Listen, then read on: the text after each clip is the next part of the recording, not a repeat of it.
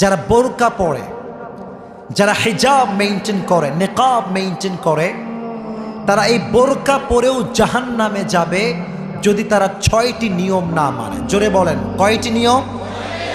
6টি নিয়ম যদি কোনো নারী বোরকা পরার পরেও না মানে, সে হবে কনফার্ম জাহান্নামী। ঠিক কিনা বলেন?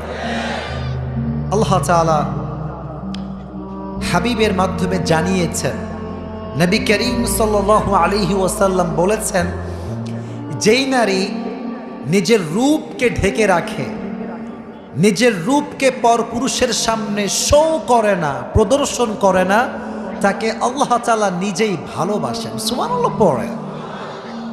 তবে নারীরা বোরকা পরলেই হবে, 6টা নিয়ম মানতে হবে। 1, স্টে ইনডোরস। স্টে ইনডোরস, শুধুমাত্র বোরকা পরলেই হবে না।